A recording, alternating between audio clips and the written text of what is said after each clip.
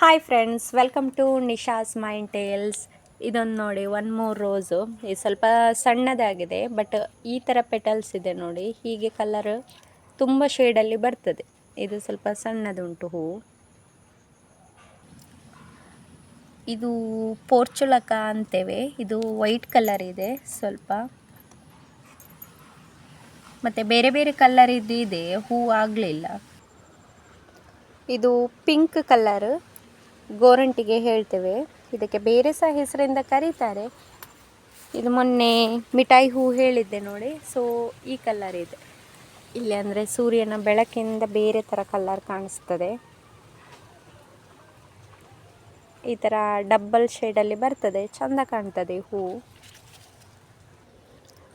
ಈ ರೋಸ್ ಗಿಡದ್ದು ಒನ್ ಮೂರು ಸ್ಪೆಷಾಲಿಟಿ ಅಂತ ಹೇಳಿದ್ರೆ, ಪ್ರತಿಯೊಂದು ಗುಲಾಬಿ ಹೂವಿನ ಗಿಡದಲ್ಲಿ ಮುಳ್ಳುಗಳಿರ್ತದೆ.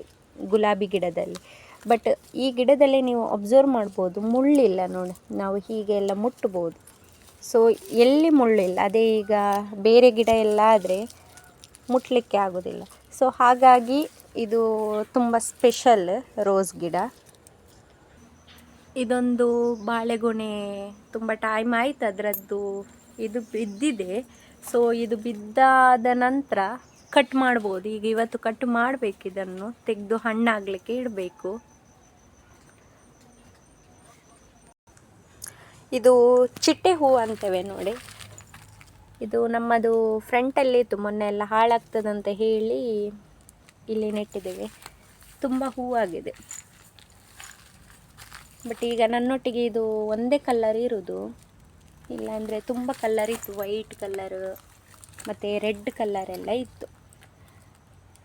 ಫ್ರೆಂಡ್ಸ್, ನಮ್ಮ ಯೂಟ್ಯೂಬ್ ಚಾನಲನ್ನು ಇನ್ನೂ ಕೂಡ ಯಾರು ಸಬ್ಸ್ಕ್ರೈಬ್ ಮಾಡಿಲ್ಲ ಅಂತ ಹೇಳಿದರೆ, ಚಾನಲನ್ನು ಸಬ್ಸ್ಕ್ರೈಬ್ ಮಾಡಿ, ಲೈಕ್ ಮಾಡಿ, ಶೇರ್ ಮಾಡಿ, ಕಮೆಂಟ್ ಮಾಡಿ. ಹಾಗೆ ನಿಮ್ಮ ಪ್ರೀತಿ ಸದಾ ಮೇಲೆ ನಮ್ಮಿರಲಿ. Thanks for watching.